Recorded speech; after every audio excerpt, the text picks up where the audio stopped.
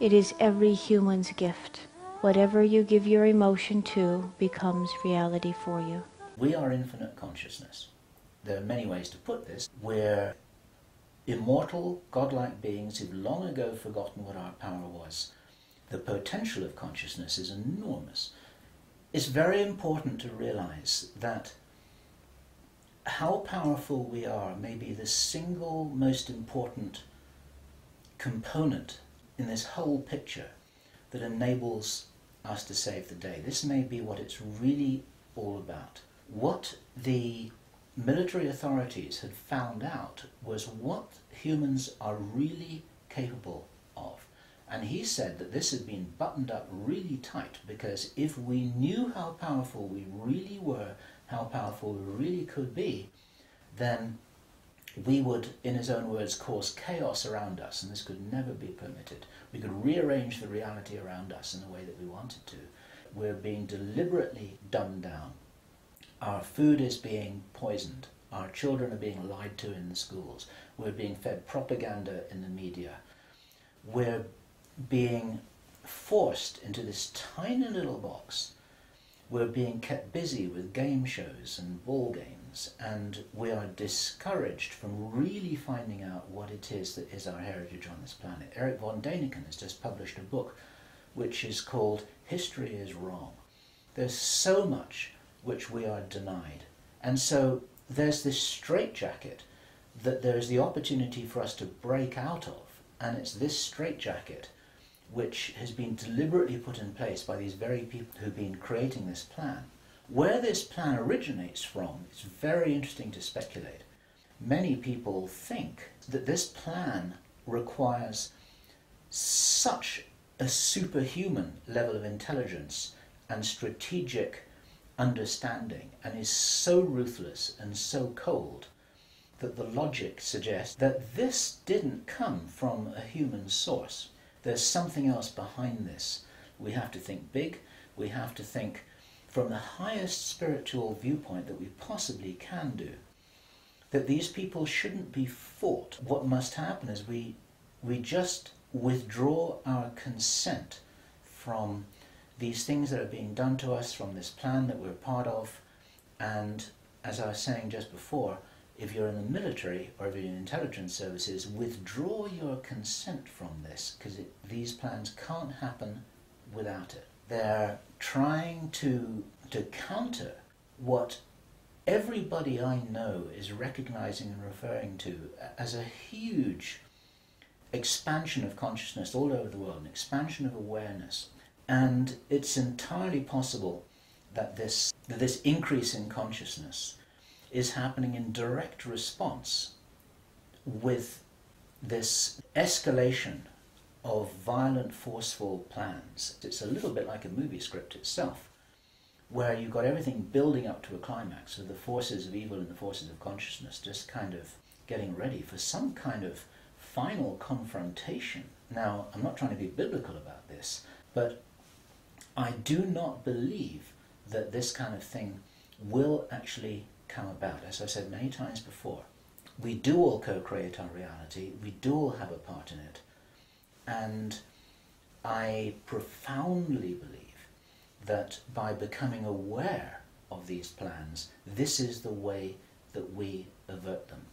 I felt I've taken my hypnosis already to a level that it has never been taken to before, and now it is even going even further. I work in the deepest possible level of trance, which is called the somnambulistic level. It's the deepest level you can work at.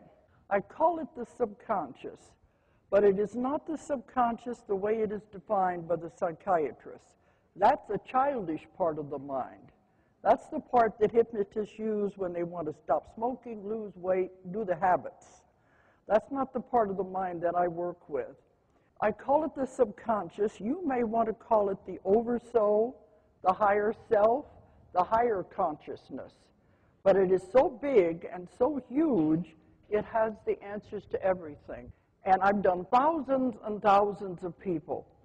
And so if I'm getting the same information and the same contact through all of these people, you know that I had to discover something. Now when I'm doing the sessions, We go to the point in the session, they're supposed to be in a past life. They're not. They're back with the source.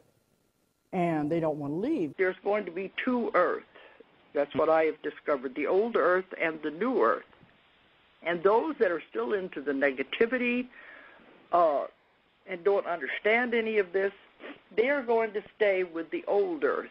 And that brain chemical is DMT, dimethyltryptamine, which all of us have in our bodies, even though it is a Schedule I drug, the consumption of which can send us to jail for many years. It's actually produced in the pineal gland in the brain.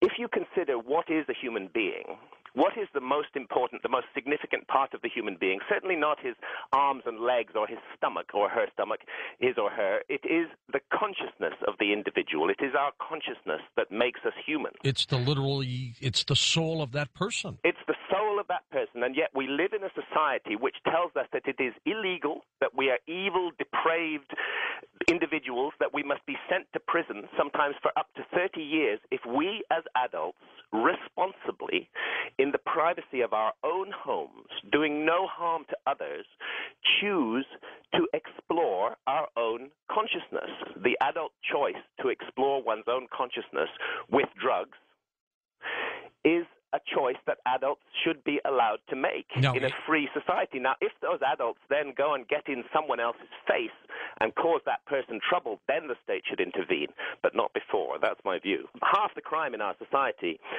is caused by this problem, and it would go away overnight if government would simply legalize these substances and control and regulate them in the same way that we do with alcohol. Yes. It causes crime. Are we brain dead? Don't we realize that? It causes crime.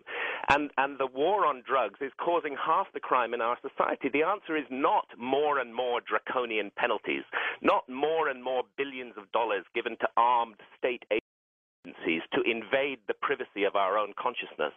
The answer is to make all these substances legal and to regulate them and control them. Overnight, you would get rid of all the drug gangs. We would have no more drug crime. Overnight, you would get rid of the dangers of badly cut and prepared street drugs, which cause so many deaths. You would have quality. I do not think you would see a vast increase in drug taking. Most people would still choose not to do it. Yep. But those who do it would no longer, for exploring their own consciousness responsibly as adults, would no longer face these heinous prison sentences. And look what you do to the cartels. And you destroy the cartels overnight. They're suddenly without a market. They have no market at all because, of course, regulated and controlled through government, these substances can be made available at a price that will. It's simple economics. They'll undercut the cartels. They'll have higher quality and lower price. Overnight, the cartels are out of business. They can't do that anymore. And there's no more drug wars.